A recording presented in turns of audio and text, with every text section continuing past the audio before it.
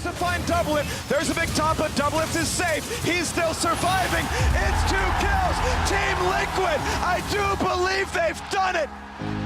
We were one victory away from winning it all. After we lost, after that day, for like 2 weeks, every day I was thinking about why didn't I win? What was it that wasn't enough? What is he doing? I've been in TSM shoes. You know, they got reverse swept and they lost a really close game 5. They're just gonna want revenge really bad. We all think that we should have won. I mean, every team that always loses think they should have won, but we'll get it next time. Getting so close, getting just one game off, or honestly even just one team fight off in our 5th game against TL, and then losing, we're always going to feel like that was for us to win. I think on TSM side, they're really bitter that they lost to us in the finals. And when they saw us succeed at MSI, they're probably really, really, really bitter because that could have been them. The biggest moments in League of Legends history! We only won LCS finals because of one small moment. But you can't rewrite history. We beat them, so we're better.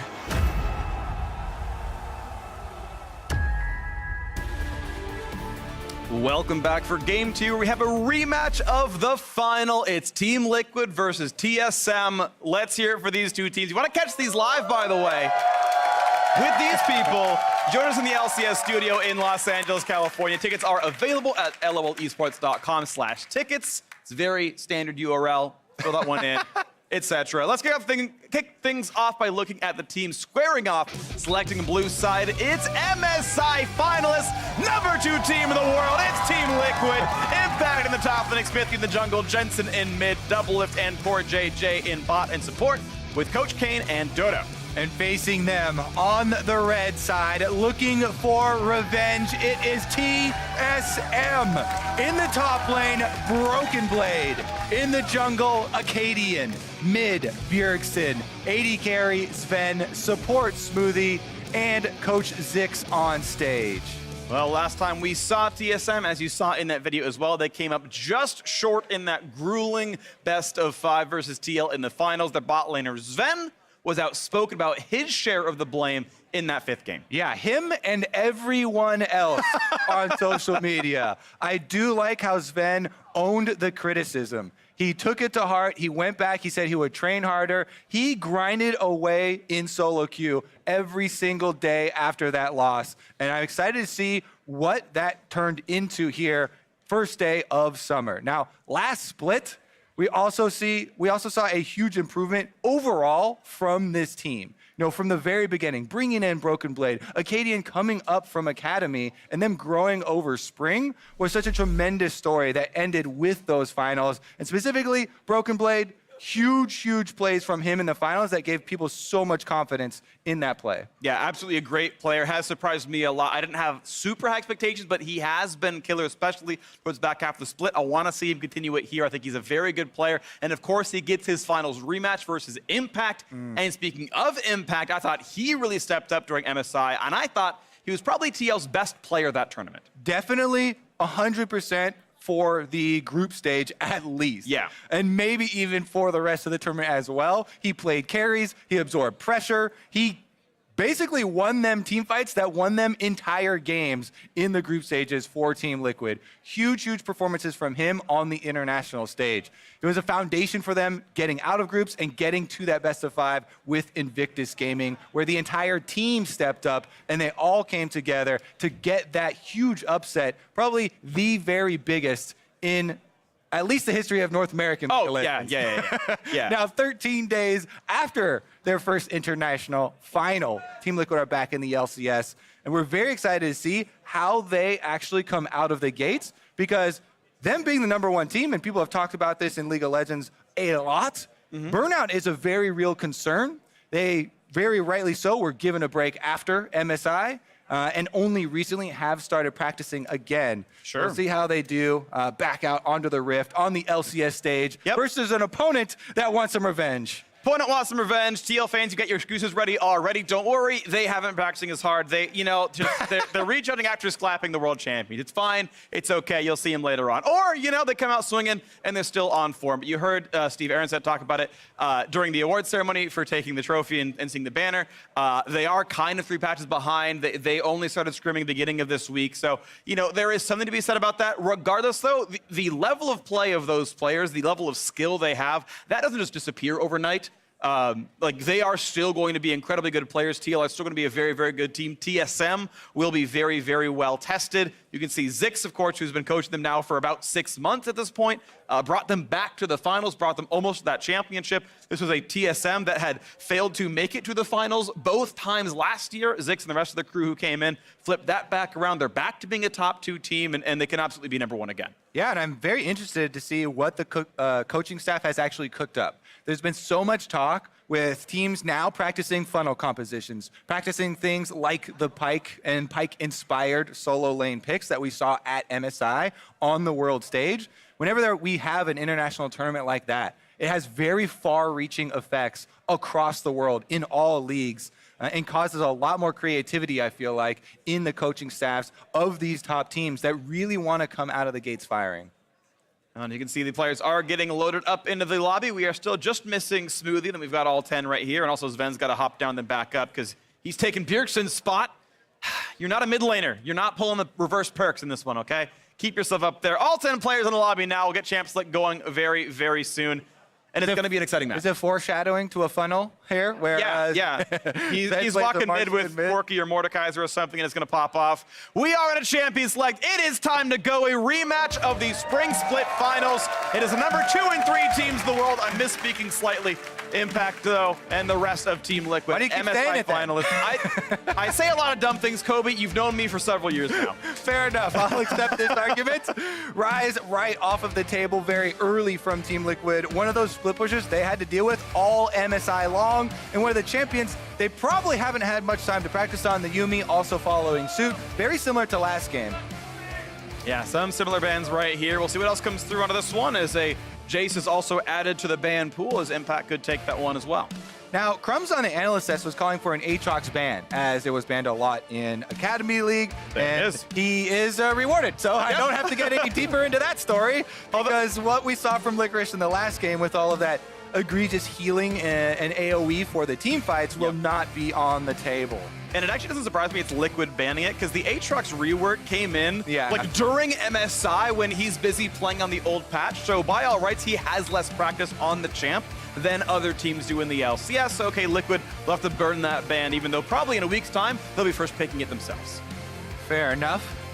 See if they actually lock in this Silas, the very flexible top lane or mid lane. This is one of the champions, by the way, that at MSI, Team Liquid proved that this is a very viable flex pick for them, right? This is one of the teams where people were criticizing Team Liquid, their solo laners, for not being as scary on all of the flex picks, but Silas, both Impact and Jensen, had extremely good games on the champion, and it is definitely first pick worthy. Definitely first pick worthy, and it is, and we'll see how well they do onto that one as Aurelia and Galio are picked up. No surprise to see those two champions. Broken Blade and Bjergsen can both play that highly elusive Ionian melee, and that's going to be pretty exciting. The Galio support, of course, very strong and continues to be the #1 support in pro play. All right, Ezreal not going to be locked in probably for Team Liquid, as they already have Xayah. They will get the Lovers duo here and complete that bottom lane for Doublelift and Core JJ, which in spring was probably the #1 bottom lane in the league. But I will say, I do love that Jensen hovered Ezreal. When you think back to spring finals, I have to bring it up. Sven went and hovered like every meme-worthy champion of Jensen and Doublelift and Co. And was like, oh, you remember Victor vs. Lucian? You remember Echo? And he's like, hey, you remember Ezreal, bud? That was like last month. Yeah, I mean, the true test will be, will Sven still hover an Echo versus Jensen even after that mistake and that finals?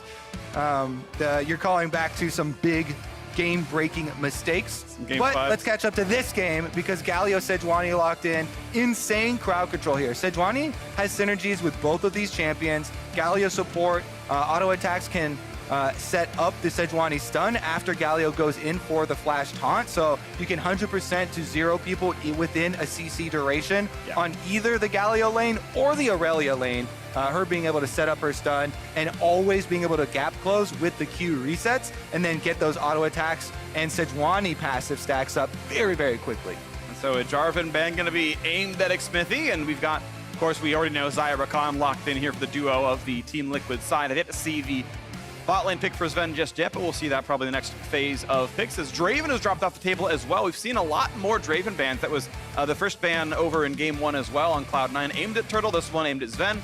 So Draven definitely being a high prized pick apparently. Yeah, I've also heard a lot of priority on the Sivir recently in scrims for most teams with the rise of power of crit builds very recently over the last few patches. Yeah. Sivir's ability to get that wave clear so instantly opens up a lot of options for roaming warrior support, and that's great for something like Galio. Yeah, its Rageblade got nerfed, generally speaking. Its Essence Reaver got buffed. All those champions got a bit stronger as well. Also, Manamune got buffed, which we've really only seen Kai'Sa be the new one to pick that up, but Manamune Kai'Sa has now been in there as well. We saw her banned in the previous game. We might see her banned against Sven now as well as we wait. As the time ticks down, one more ban can be aimed, and it's going to be the Sivir dropped away, so there's a good chance we do see Kai'Sa come through. Yeah, His Ezreal still up also. Definitely a good ban there, though. Getting that Sivir off the table would open up the top side of the map for a lot of aggression. And if you're seeing Broken Blade, almost all of their spring games were Broken Blade playing offensively, and there you go.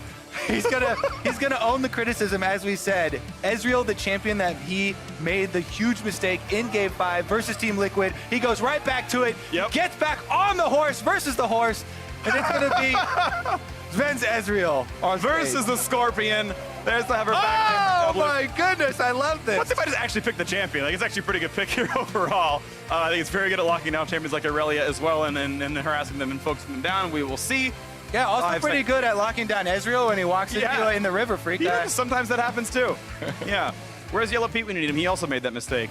Regardless, though, we've got this Olaf picked up. It will be more early aggressive power, very strong dueling, very fast clears. This Olaf can get all the way around the map. And now we need the last solo lane. We need the most picked champion from the spring split for Impact, that Kennen. With a few seconds to go, it looks like that's going to be locked in after all. So Kennen comes through. He's going to go right back to the same comfort he had, which is very safe top laners who don't need help, but yet team fight well. Yeah, exactly, and that's the key. He's gone with this hybrid build, going for some AP in the Hextech Revolver, upgrade super early on into the Gunblade, so you do have that laning power, but you can also splash into a lot of AP for a team fight. And that looks very good when you have a Rakan engaging for you to set up. Kennen is not the best solo initiator. If you have something split-second engaged like Rakan, it sets up those big storms, that big AoE that people dream about so effectively. On the side of TSM, though, big answer here with the Azir wall. You have to watch out for that because it's such a good answer to Kennen flanks. That's going to be pretty strong here. So a lot of very safe backline damage for TSM with the Azir and the Ezreal. As you mentioned, also ways of pushing him out and knocking him off the rest of the team. Gala can do a little bit of that as well, so we'll see what that all looks like. As Team Liquid have a very strong conventional 2-on-2. Xayah Rakan should generally win almost every early, I would say duel, but it's actually a 2-on-2. I don't know the phrase that is. But fight regardless, and again, Olaf always signals you want some really early pressure and you want to get something done with your first 5 levels. Yeah, especially against Sejuani, Olaf. Once you get access to your ultimate too, Sejuani won't be able to keep you in place. A lot of Sejuani's buffs were into damage on the W. Yeah. And specifically to the second half of the W as well. And so Olaf is one of those champions, pop the ultimate, you can guaranteed dodge that second swing of the W, and then Sejuani is just kind of there, and you get to do whatever you want around the champion instead. This could be really powerful. We'll see what comes in. We've got Broken Blade back on the Aurelia, and he has been impressive.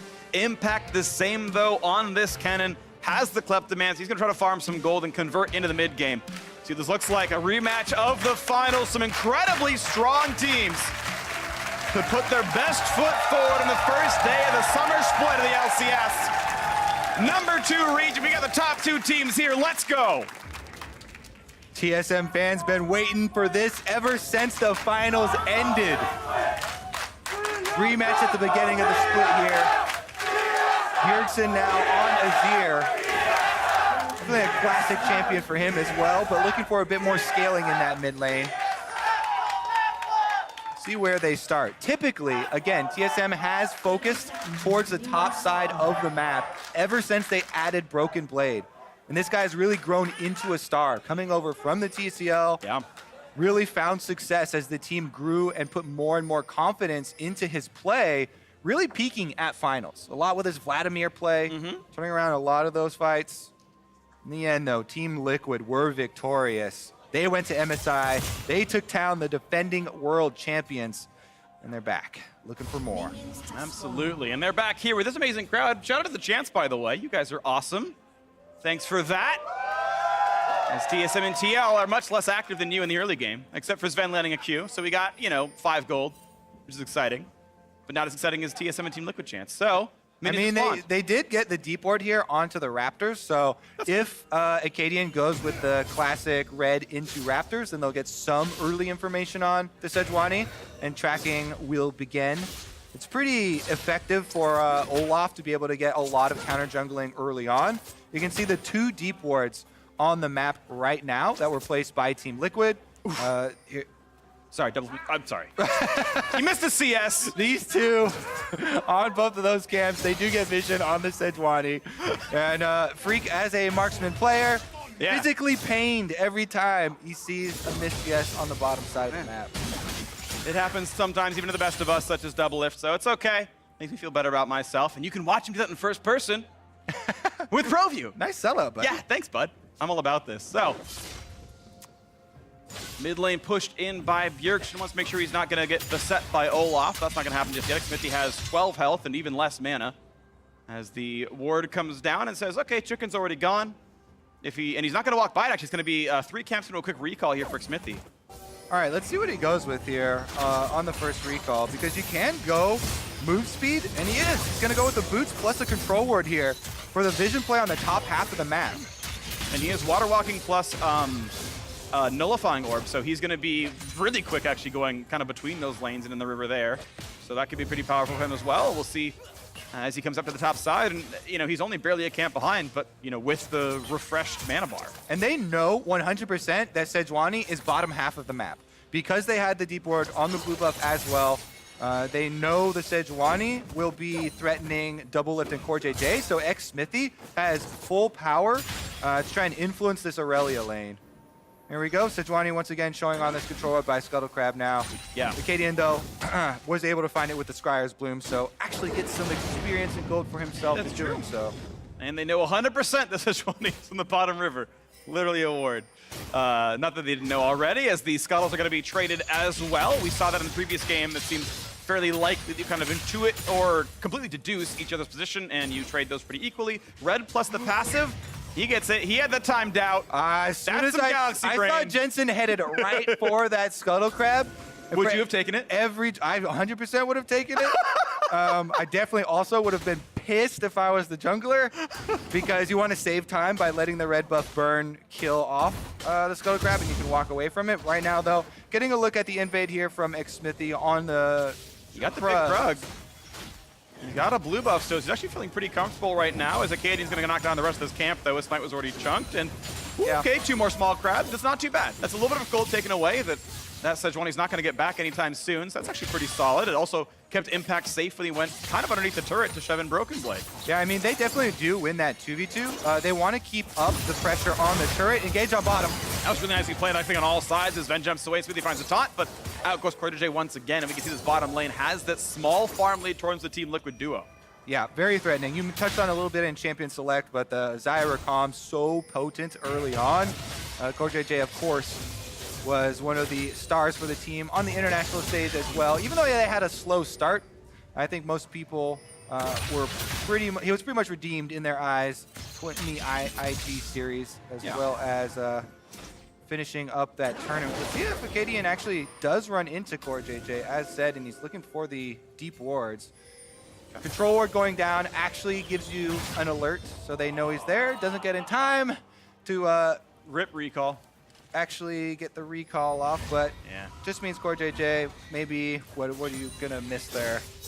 Yeah, whatever. A tiny piece of. He had enough to upgrade his spell thieves, Oh, okay. right? So That's actually big. You know, that would have been some gold income that maybe he would have wanted, but it's whatever. His mana bar is good enough, and regardless. So yeah, once again, Sejuani Deuce down on the bottom side actually knocks down the ward herself, I believe, and regardless, is pretty happy to take down the rest of these jungle camps. As he's approaching level 6 too, for the TSM side, I would turn your eyes towards a Sejuani Aurelia combination. Aurelia is able to set up the Sejuani passive so effectively, can dash in, and also it sets up her own stun. So there's just so many ways to CC a Kennen who has very low life. If you're able to land one, then you can chain them effectively into a kill. So I think that is a very big point to contest right now. And you can tell Xmithy also worried about this because the level 6s are coming in right now. That's where the kill pressure becomes extremely real. And they are trying right away with the ultimate on. They find that first stun, plenty of damage in towards his top lane, and Broken Blade. Oh, he's not gonna land the ult! And it could have meant the kill, but it's not gonna come through. Xmithy gets first blood for Team Liquid. Impact with the slightest sidestep there. Dodges the ultimate from Broken Blade. There is no counter kill, and it was Team Liquid who went to the top lane first. They find the first kill. Xmithy's still around though, and actually not going to be any teleport left. Broken Blade had used his much earlier. Yeah. That means even turret plates on top of it. That kill is more far-reaching than we initially thought. Broken Blade TP down really makes this so difficult. If the stun comes in, they just have the damage. All right, yeah. So both ultimates going off. Xmithy made the early move up there, and Broken Blade, yeah, with Impact moving down, he just misses the ultimate there, and that means there's going to be no counter kill. If that ultimate hits, he can get the counter kill onto Impact, and it's not quite as bad a situation. Still would be positive for Team Liquid. Yeah. In this world, though, that is going to be a very big boost. Impact's actually going to take that and go straight for the Proto Belt. He's not even going to go for the kind of halfway point where we were seeing... Oh, wow. Katie gets like all of it right there. Almost, I think actually every single chicken Definitely got goes over to Sedge. most of the money there. Okay, well, that's unfortunate.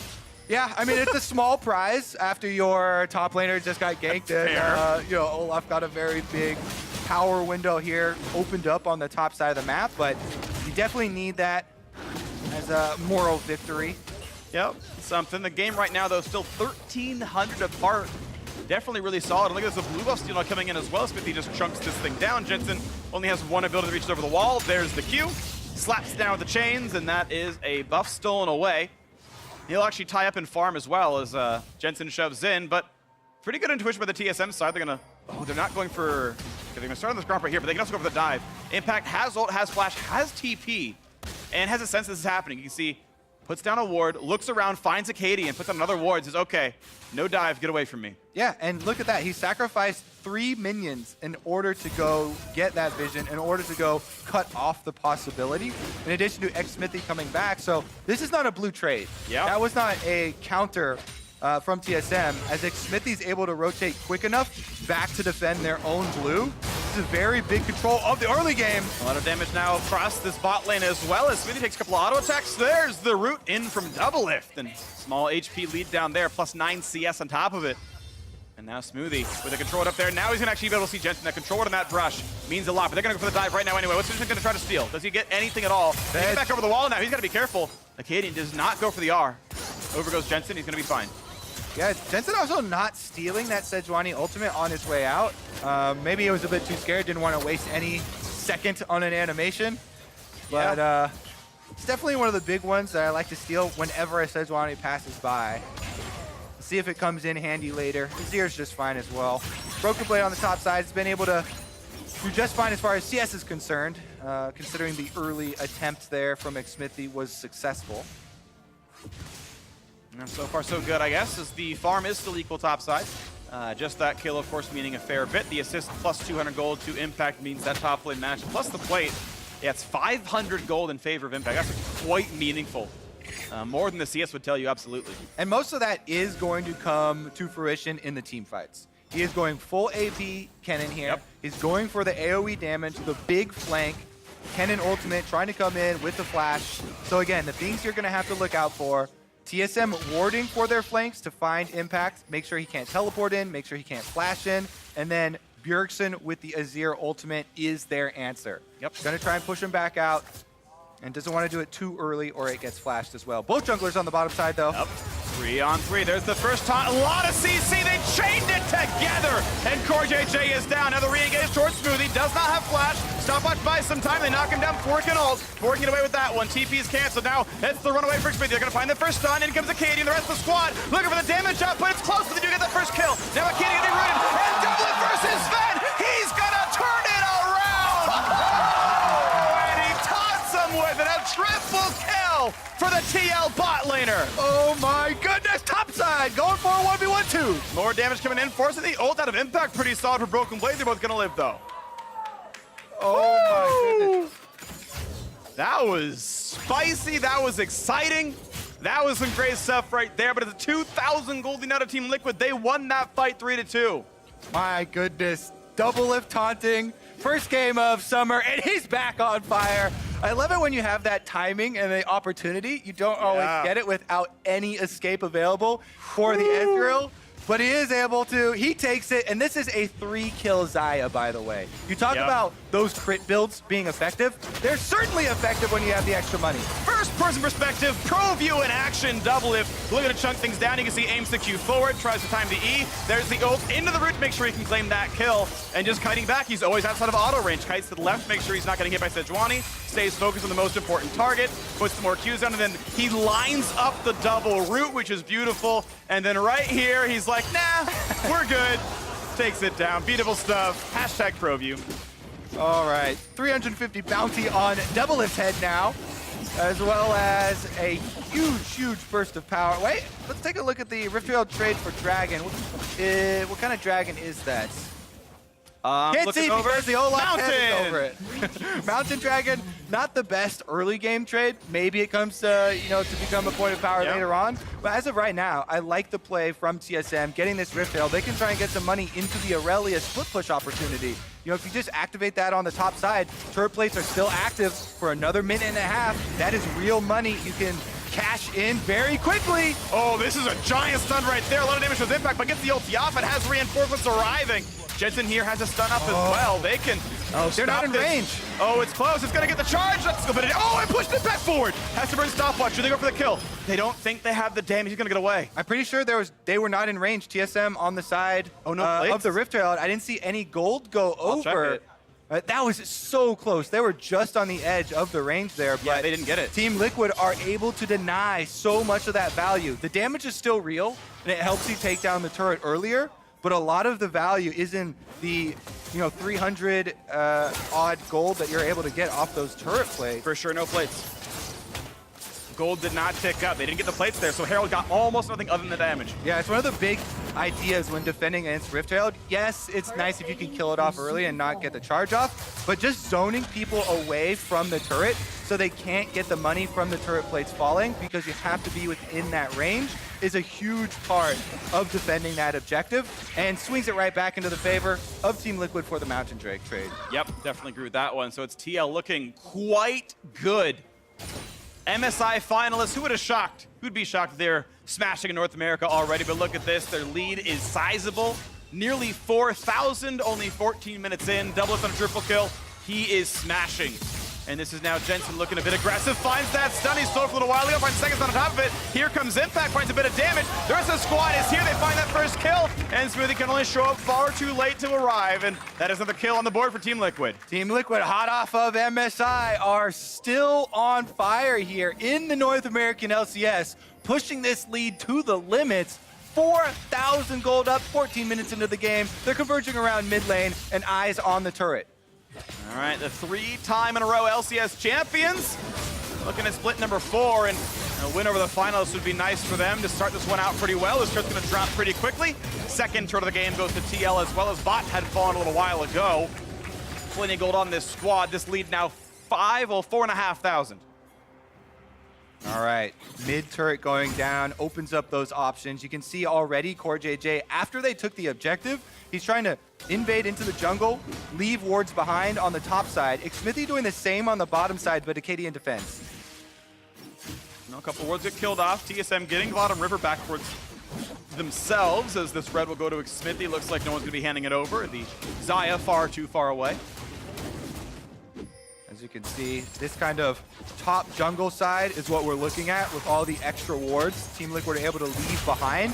It gave them the confidence to finish off this top turret, and now there's no defenses for TSM on the top half of the map. We're still 4.5 minutes away from Baron, from that becoming the big problem, but it also can hamper your gold income this early into the game. Bottom side, though. Another attempt towards Broken Blade. Pinning damage here. All up top, Seal. Plenty damage there. Oh, he gets the Q and he flashes to guarantee it. He's going to have that one picked up. Double TP comes in, though. 2-on-2. Oh, an Impact flashes away from the Azir roll, which means they have the damage to kill Bjergsen. But Ezreal, he learned in the academy, and he's not going to get the damage, though. The books aren't good enough. Out goes Smithy. TSM can't get anything. Team Liquid on the bottom side ahead again. Huge advantage just from the gold plates, as you can see, and they're pressing it. CoreJJ wants this one. W's forward does throw it away a little bit, but that is still an escape forced out, and Team Liquid still pushing forward everywhere. 3 turrets picked up, all 3 outers are gone. All right, no reason to let up on the push here. Jensen and Doublelift shoved in mid lane.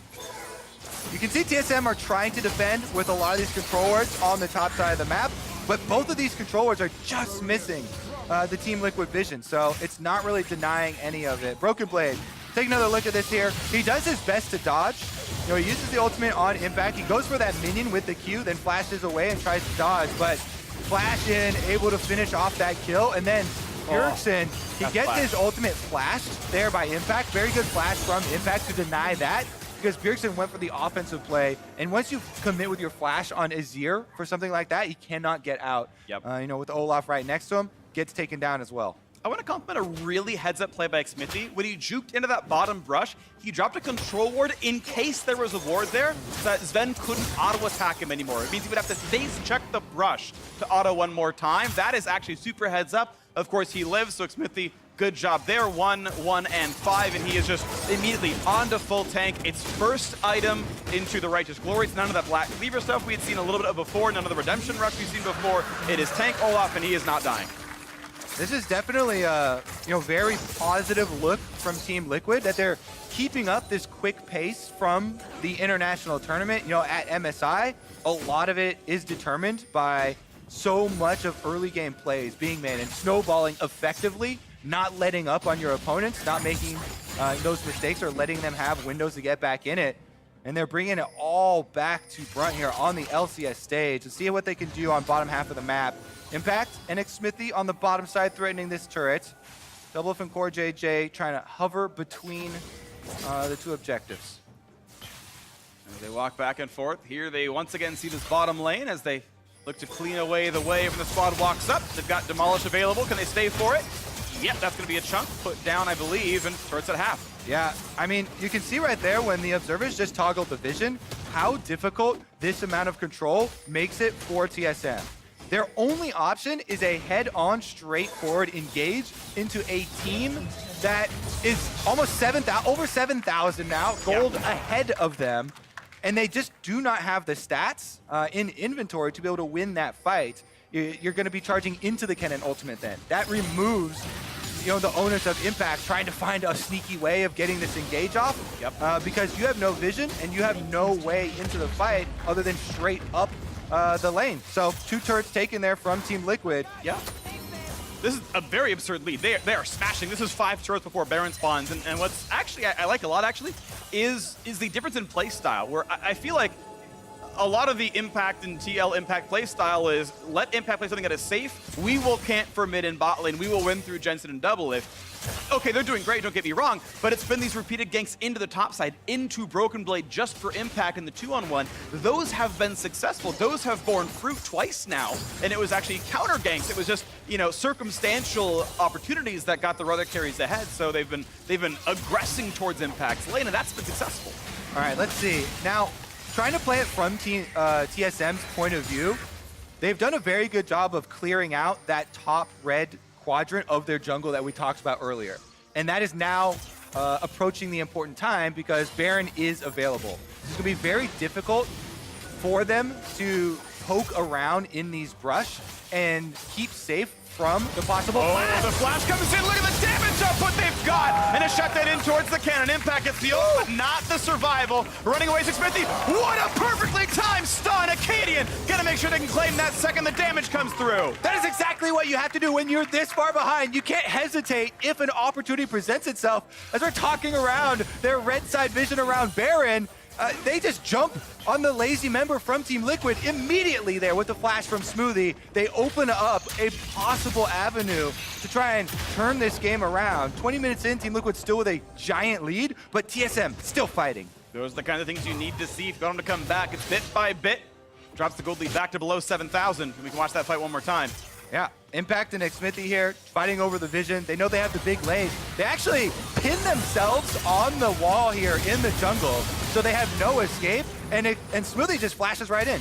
Gets the double taunt. Even with Olaf ultimate on, you're able to stay in range for Sejuani ultimate long enough that as soon as it runs out, Acadian's able to hit it, and they follow up with the second kill, buying themselves some critical time. You know, coming back in games like this, where the enemy has such a big lead, is a multi-step process. Yeah, it is. Step number one was just taken. Yep.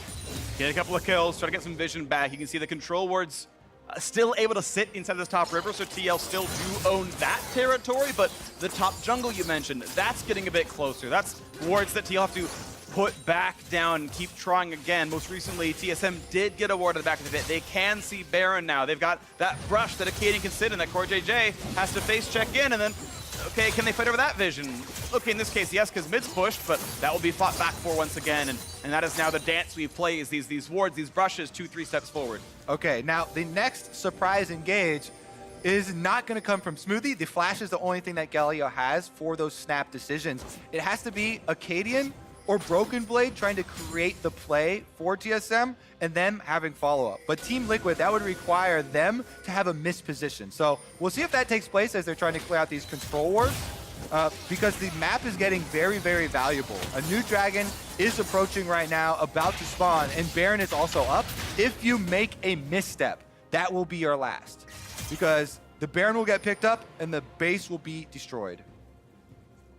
Here we can see this vision getting darkened. There's that single ward inside their jungle. That one's not going to be swept out, so it is information they have. They know Olaf is top side right here, and TSM not going to have to be afraid just yet. They are vaguely aware of what's around them. Kaden knocks down the ward. No one's threatening him. And a control ward gets back some of this vision, but still we expect TL not on that just yet because they again knew Olaf was top side. That one ward let them know Baron could not be taken just yet. And it buys them that extra wave. Now they can shove in mid first. They get a little bit of extra space. Bjergsen, oh, he's going to get spotted out. Has to jump away. Should not be killed for this one, but that's Banshee veiled down. That's a 45-second cooldown. That is another turret dropping as TL retaking this top jungle at least a little bit. And stretching their lead 6 turrets to 0. They are absolutely playing the better League of Legends right now. All right, let's see what the response from TSM can be after a reset here. They're all trying to shove up mid and get some immediate gold rather than looking for anything like the Ocean Drake. You know, vision around Baron. Again, this is the game-breaking objective. This is how Team Liquid win immediately would be the next step. So they're trying to clear out these control wards and give themselves a fighting chance in that. Looking for the play right there. A stun towards the back line. Not doing a ton just yet, but there could be a re-engage. Sven looks for a slow. Sorry, Jensen does. Can't find it just yet. As red buff is being attacked and actually claimed. Doublist steals that one. Yeah, you can see Broken Blade was looking for a teleport from base. Little, spread out blast cone there. Quick jump scare. But it's easy for Ezreal, able to jump away. And TSM still, they know this is happening because of the previously placed ward. They're going to go for it. They have to take this fight. This is going to be it. Oh, a Fog of War throw's not going to land for Acadian. Cannot find impact of that one. A nice attempt. Ult comes across. Already picked up. Nicely done there by Liquid. And now it's time for the team fight. Broken Blade shoved to the side, waiting for the peasants to come back for those roots. If TSM re-engages, there's the attempt. Gets 2 of the backliners. That's going to give a lot of space for TL to walk away. Ulti burned by Smithy. And an ulti from the fake Aurelia slows down the squad as well. Yep, Silas there able to steal a couple of ultimates. Uses Sejuani, uses the Aurelia. TSM will have to take the consolation prize. Ocean Drake will be it. They can move down and pick that one up and try to use that regeneration for the defense. The onslaught that is about to come from Team Liquid with Baron buff is already headed straight through mid lane, though. They have to reset and get into defensive positioning immediately. Yep, they're already running up right here. Thankfully for them, there are so many turrets already dead that, the ones that are going to be attacked are close to the fountain. So, silver linings and all that. Always looking on the bright side. Absolutely.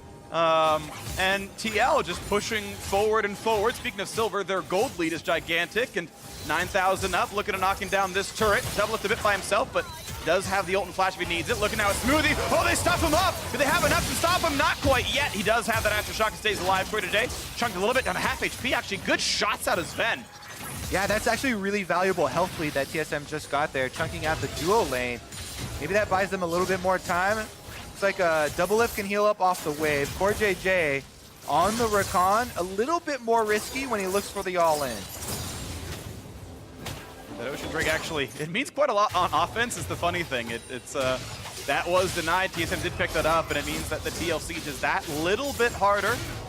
The regen on Rakan not terribly high. He's bounced around that Q healing, and that's hard to get when you're sieging.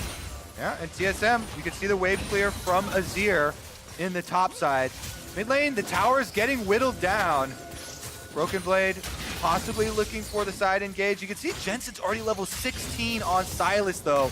You get the really low cooldown, plus he's got blue buff, so he can steal multiple ultimates in a team fight. They find those stuns. They're coming in for the play. Here's Corday trying to keep his teammates alive and does kite back. That's a really ult not getting much, but now he re-steals Sejuani. That's the lockdown on Acadian. Pops Stoneblade, flashed away, stays alive. Impact loses his ultimate as well. That's actually really big, trading those cooldowns. Ocean Drake can heal up TSM. Team Liquid, though, aren't done. Top tower's dead, and mid tower very close to follow. It will fall, and Jensen has his ult back as well. Steals now Ezreal this time around. One auto attack, that's going to be dropping. And now True Shot Barrage with a bunch of ability power is going to mean even more as bot lane is clear, but top lane inhibitor is open. Again, this is over a 10,000 gold lead by Team Liquid. Baron buff on the inhibitors. Those things are dying fast, and this might be it. TSM trying to chase them off. The last few seconds of that inhibitor are going to go down. And this is double inhibs dropping. That's going to happen for sure. We're under 28 minutes in. TL have completely broken the base. And as Baron whittles down, they might look to reset right here, take their hard-earned gold lead of 10,000, shop one last time, and close it out through bot lane. Whew. What a return to the North American LCS here by Team Liquid. People were very curious what they would look like.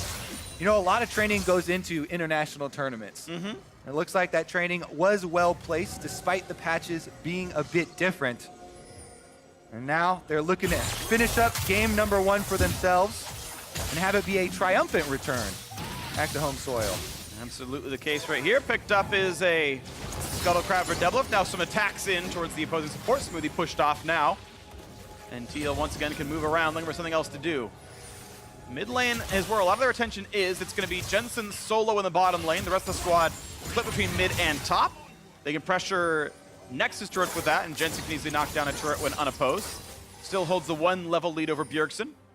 Of course, as the ulti back up, it's got like a 12-second cooldown. Yeah, I think it's definitely very scary for TSM right now. They have to try and clear super minions while also avoiding the initiation from Core JJ and Impact. This is a Rakan with flash available. Like, that is one of the scariest initiations in the entire game, followed up by Kennen, which is one of the biggest AoE follow-ups in the entire game. Team Liquid now inside the base, forcing the super minions down TSM's throat. Here we go, pushing in for this one. The 4-1 split, looking for who's going to defend what. These supers doing plenty of damage to Nexus turrets. There's the flash, not going to land. And Smoothie could not find the taunt. Now a big damage towards Broken Blade. A stun towards Doublelift going to stay alive. He's Acadian going forward. Nice ult dodge the way. Quarter Day finds that first knockup. There's the pullback. What's the dive going to look like? One stun. Ult Pop's going to stay alive now as the rest of the squad. But they are losing turrets. They're losing structures. A stun towards the backline. Acadian's down. They'll find Smoothie as well. Team Liquid 5-on-3. They will absolutely shatter the base. And a sub 30-minute win in a rematch. The finals. Team Liquid pick up where they left off, beating TSM and being #1 in the LCS as a few more kills come in and a slaughter on the Rift for Team Liquid.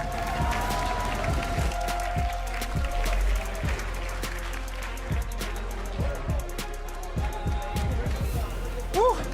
Team Liquid come back firing. Yeah. Winning on both sides of the map. Doublelift taunting Sven on the bottom side. Definitely a highlight. Smithy with the early gank towards Impact. Also getting their Kennen ahead. just meant that there was so much control for the early stages. They definitely had a very good time snowballing that. That game far exceeded my expectations for Team Liquid. I knew they were very good, of course, but we knew TSM fought them close. Vacation did not stop TL at all. They came out frickin' swinging. Defeating the defending world champions at MSI. Definitely gonna do that for you. And TSM gonna take the loss here on the opening day, but against one of the absolute hardest opponents that they possibly could. Right, this is not the kind of match where you should actually be sad about TSM. You're like, yeah, no, that's a really good team. This is, like, it makes the rematch that more exciting, of course. Okay, we didn't get a revenge just yet, but they're gonna try again in week like 6 or 7 or whatever. That's gonna be hyped that time around. It's gonna be a whole summer split of awesome games. Now to give us their thoughts on that victory, let's send it down to the State Farm analyst desk. Thank you very much, Freak. We thought they would be slow starters. Team Liquid themselves thought they would be slow starters. We heard it from Steve there. A couple patches behind from MSI, just ramping back up into their practice schedule now. They were absolutely not slow starters here with a crushing victory over TSM. I think TSM even thought that Team Liquid was going to be slow because they drafted a really late game comp thinking, oh yeah, they're going to be the same old Team Liquid. This is not spring Team Liquid. This team, if this is them saying, oh yeah, we just got back, we just want some rest, I'm like, oh my God, how much better can they get? Well, the thing is, like, the meta's not that different from MSI. You're still playing Silas mid, you're still playing Kennen top, you're playing Olaf, which Smithy has probably played a bajillion games of, and then Zyra Khan has become stronger in the meta, which is something that is one of Core JJ's best champs. He's got a world skin on it, so like, in terms of comfort, this is all TL comfort. And without a doubt. Yeah, I think the way TSM attacked the draft with their last 2 picks of Azir and Ezreal really kind of showed that they thought they would come out slow, but this wasn't close. No. Top 3, it's like top 1.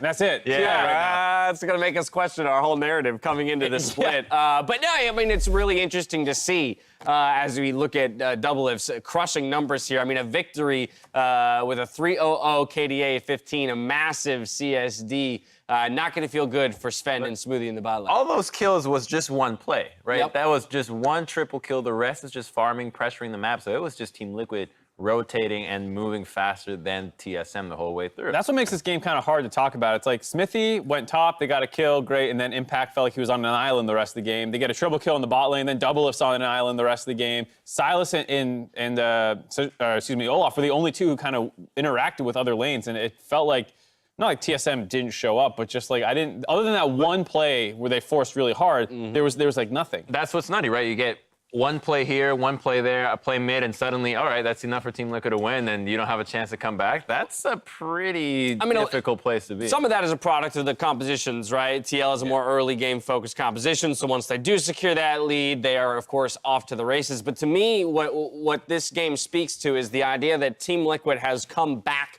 from MSI, still holding on to some of what they learned in MSI. They didn't necessarily regress into the image of TL that perhaps TSM thought they would be playing, and instead, this is a fast-paced Team Liquid who's not afraid to take the fight to you. Yeah, I mean, they definitely felt like this is a team returning from MSI with lessons learned. Like, yeah, we're a more controlled team, and it's not going to be a high-kill game, but it's going to be fast. Like, as soon as we have you under control, we're ending the game. I got no problems with that. No problem more with of that game. Your portfolio just took a pretty big hit on the first day of the game of the LCS. With that, we're going to send it over to Avli, who's ready for an interview with the victorious bot laner.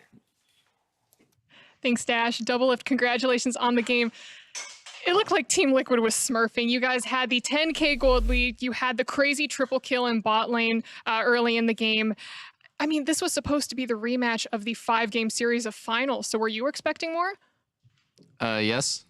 I was expecting their bot lane to like play to win lane, I guess. But they didn't. They just played to farm. And then, yeah, I don't know. It was a bit weird. I think right now Sejuani Aurelia is kind of like this powerhouse combo. A lot of teams are realizing just like how strong that is as just like a kind of solo lane jungle duo, but they weren't really playing around it very well. Usually what I see is like they're just holding each other's hands like the whole game, but I think their bot lane was asking for help, and also their mid was like no pressure early. So Jensen was moving around a lot, and anyways, yeah, I was expecting TSM to play a little differently. I think it might have been a draft issue, but we snowballed, and then it's just doomed. Okay, well then maybe just in short, is this TSM an improvement to the TSM that you saw in finals? Definitely not. I would say, I would say we're an improvement to the TL that we saw in the finals. So I expect us to be a lot better than, barely beating them in a best of 5. But it's hard to improve in the offseason, right? Because the best team, the best practice team, which was us, wasn't here for practice while MSI was going on. And also, I don't know. I think it's weird because we didn't get to play on this patch much. And honestly, like I was a little bit burnt out after MSI. So I haven't been really practicing much. I've been playing scrims like since we came back, but yeah, I haven't really been, able to put in my best effort. But even with that, I think our team is just a lot better than theirs. So it was just a funny game to me. Well, tell me a little bit about that fatigue, because I think Steve was saying there might be a slow start for you guys since you were just coming back from MSI. So did that really affect, I guess, the team as a whole? Well, we learned a lot from MSI, right? So the lessons that we got will never ever go away. Like I will never forget, like kind of the reasons and all the intricacies of why I lost lane to Perks and Mickey X, and all the games at MSI were lessons, even the ones that we won. But yeah, mechanically, I'd say we're not like super up to par. When I came back, I didn't play League for like over a week or like about a week, and then I came back in scrims and I was like basically just running it down. So mechanically, I would say I'm at like 70% right now. So this is a chance for LCS teams to take advantage of me, I guess. But yeah, when I'm like on form, I think there's pretty much no one domestically that can match me in core and lane. Well, I mean, it was still enough to take down TSM, but I want to talk about MSI specifically because you guys just came back from a phenomenal international performance. You were playing the best in the best across the world. So I guess you were saying you were learning lessons. How specifically did it level up the team play? Oh, like so many ways. I think in NA, I like the best way to describe it is in NA, like a 70-30 play is what's considered like a good play, right? And that's because if you're a really good team, like for example, when I was on TSM in season 7 and 6, and then on Team Liquid in the last 2 seasons, like a 70-30 play is what's considered like that's the good play because a lot of reasons, like you're just better than them. You don't need to take 50-50s. You don't even need to take 60-40s because you're just better. But like internationally, the margins are really slim. So teams that are willing to take those 60-40s and like really practice at them, even 50-50s and practice doing that, they're like way better. They're just way better of a team. Like they know exactly, they have so many more chances to win the game than you because you're only looking for like those little tiny moments in the game where it's like overwhelmingly on your side. So like I think that's kind of like the biggest lesson, and it kind of makes sense that like the best team from NA would always play that way. The safe, the like high percentage plays, because that's what wins you domestically when the competition is so bad. And then you go internationally and all the competition is good. Even like the Vietnamese team was really good. So like those teams are kind of like way more risky and wild. And that's like when we came back, we're like, we have to play that way. Like we just need to. So yeah, we've been working on that. And yeah, sometimes in scrims especially, we've been kind of messing up a lot because you need to have good mechanics to pull those off. And we're working on it. All right, well, as an NA fan, I mean, it was incredibly exciting watching you guys go all the way through finals. I mean, you came into MSI with the goal of, oh man, I got to get out of groups. Jensen, carry me out of groups. Can we make it? But you made it to semifinals, whooped IG, the world champions, and then went all the way to finals to face against G2. So what is it going to take for you to pull off the same performance and take finals in Worlds? I think not much. People think the difference, I said this at MSI too, the difference between us and the best team is so big. It's not. It's really, really, really thin, the margin. So I think like we came to MSI and we were like the underdogs, but how much were the underdogs? Like 5%, 10%? But people thought it was like, there's no way we're going to win. Like, we're never going to win a best of 5 against a good team. I think that's crazy. G2 beat SKT, we beat IG. I don't like to dwell on the past and like gloat about past accomplishments because to me, MSI was actually like a failure because we didn't win, and I really, really wanted to win. So yeah, like it's reasonable to say that any team can win Worlds this year. Every other year you'd be like laughed out of the room, like hard memes, but this year I think the results kind of back it up. Like an NA or EU team could win Worlds. It's like really reasonable to say that. So that's pretty sick. I feel like NA fans have just been like getting dumped on for their whole lives because NA teams just suck internationally, and it's like a glimmer of hope. So hopefully we don't crush it at the end of the year. We like can bring the hopes up again. We're the #2 region in the world now, baby, thanks to Team Liquid. But okay, let's talk about domestic then. You guys, #2 team at MSI. Coming into summer, are there any teams that have caught your interest or that you see may approach you as an equal? You know, I want every team in NA, this sounds really corny, I want every team in NA to be really good. And that's because it's going to be really hard for us not to make Worlds.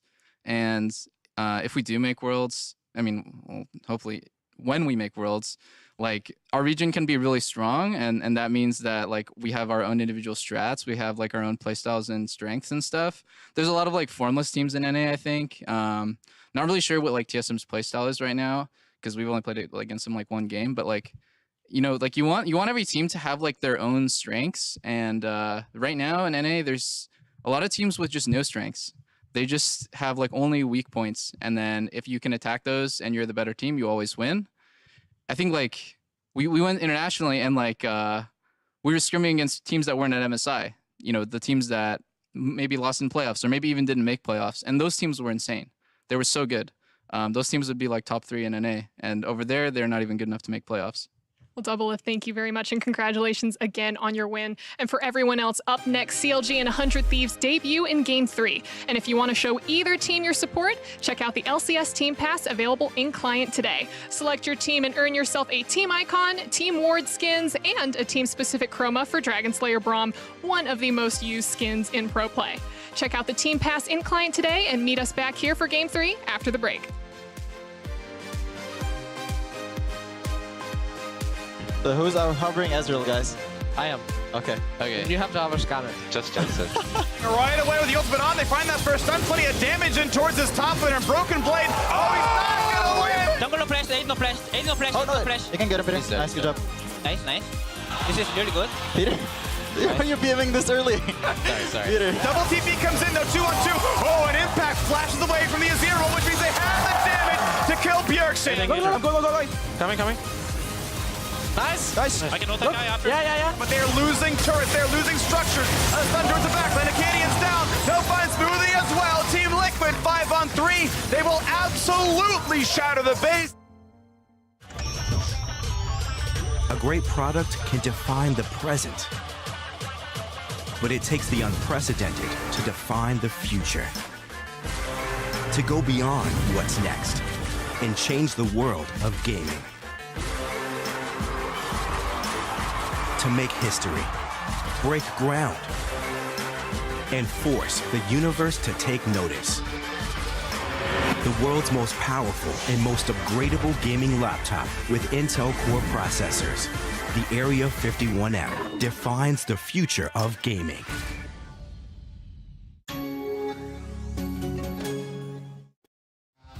That's so sick. That's exactly what I want, actually. This tool is like something I've wanted since I started playing professionally. But I think what's gonna happen is the really shit players in LCS are gonna get exposed for being really, really bad. Since you can watch perspective from start to finish, you get to see like all the things that they're doing wrong, and hopefully they'll get kicked and replaced with better players so the competition can be better.